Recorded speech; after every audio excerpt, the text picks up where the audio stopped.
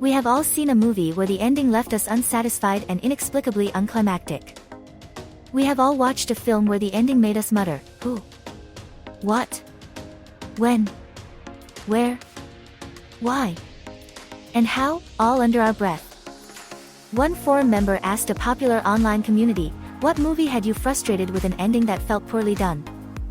Here is what the internet forum members had to say.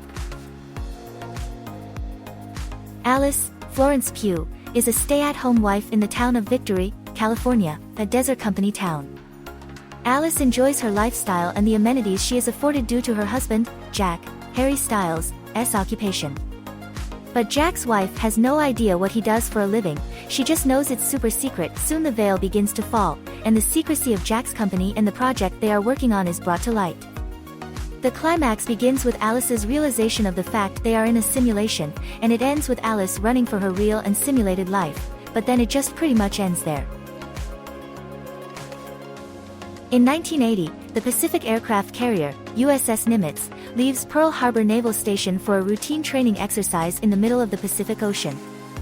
Unknown to the crew, the Nimitz passes through a time warp where they ended up in 1941. The day before the attack on Pearl Harbor, the commander of this time-displaced aircraft carrier encounters the Imperial Japanese naval ship that is prepared to launch the infamous attack. The commander of the Nimitz decides to launch a massive attack on the Japanese aircraft carrier, but right as he does, they are transported back to current times, and everything seems unaffected despite a massive disruption in the past timeline. Skyline is yet another film about aliens descending upon the Earth and wreaking havoc on humans. There is a couple, Jared and Elaine, who are in town visiting a friend for a birthday party. During the party, the viewers are made aware that Elaine is expecting. The next day, blue lights descend from above, hypnotizing, immobilizing, and abducting anyone who makes eye contact with this eerie fluorescent light show. Eventually, the expecting couple gets abducted themselves and witnesses the horrors of what the aliens are doing to those they have collected. Jared's brain is placed into an alien body, but he retains control of the body, and the credits proceed to roll as they give you an almost blooper-like roll of still photos of what should be the final scenes of the flick. Many viewers note the film is tolerable even though the majority of the movie is just cheesy magic tricks. But the final reveal of the mastermind and their identity is where the fans lose it. The entire length of the feature, there are no hints or Easter egg drops that would even slightly hint at the identity of the mastermind, but nonetheless, boom, they just drop their identity at the end of the motion picture, and it's just blah. This found footage supernatural horror feature follows a girl, Isabella Fernanda Andrade, who is making a documentary about exorcisms.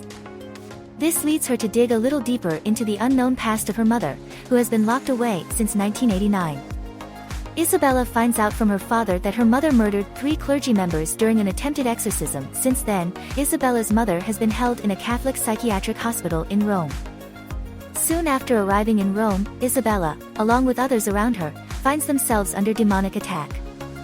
The film ends with a car crash and a title card that directs the viewer to the internet for more information. Like, what? Many M. Night Shyamalan fans spoke about how disappointed they were with the finale of the Unbreakable trilogy. There was so much anticipation built up with the first 2 installments.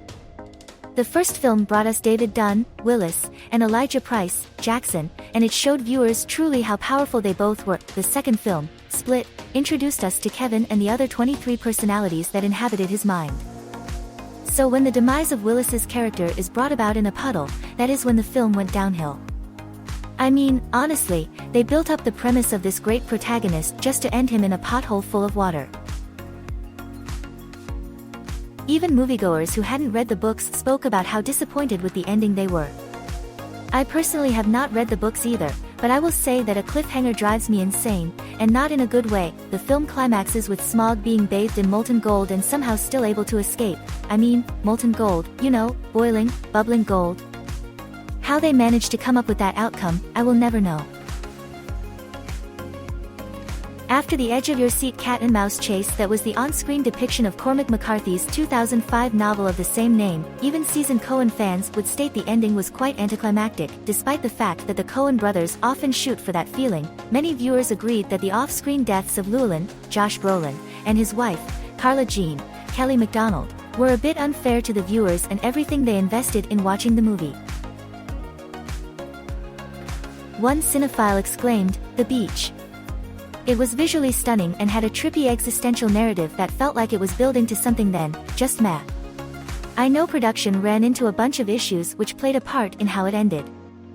This film viewer didn't seem happy with the ending of the flick, especially in comparison with the book. Another film fan stated it's an old Nicolas Cage movie where he can see a few minutes into the future. Kind of a fun/cool concept, but the final act goes crazy, and everyone dies. A nuclear bomb goes off in Los Angeles. Then it turns out his power increased, and he was seeing like way into the future, and none of it happened. That was such a cop-out. They could literally do anything if none of it counts. I was so mad. I wish Baby Driver had just allowed Baby to escape at the end. I know it would have been unrealistic, but I mean, who was watching that film for realism? I just wanted a flashy, stylized heist film, and the arrested for 5 years and then released because he was a good boy ending just felt lame and anticlimactic, one movie fan articulates. This movie made me completely change my mind on the whole, let the audience decide what happened type of ending. Now I'm like, nope, you're just lazy with these types of endings. Another filmaholic describes it as, just a dumb and lazy cop-out because you couldn't figure out a creative way to wrap it up. That strategy angers me to no end, no pun intended, after this movie. Although comedy movies have always been a source of amusement and laughter, society's expectations and sensibilities have changed over time. What was previously seen as hilarious and acceptable may be viewed as improper or offensive today. Let's look at some once brilliant comedy movies that are unlikely to be produced or laughed at in the current cultural climate, unless you grew up watching them. 26 once hilarious comedy films that you're not allowed to laugh at today. With thousands upon thousands of television episodes over the decades, it is difficult to narrow down the best. However, one entertainment forum tried to do just that. Do you agree with their picks? 25 fan voted greatest television episodes of all time, do you agree? Have you ever been disappointed with a TV series finale? You're not alone. After someone asked a popular online entertainment forum what the worst series finales are, here is what they had to say. Do you agree? 15 of the worst series finales of your favorite shows on television.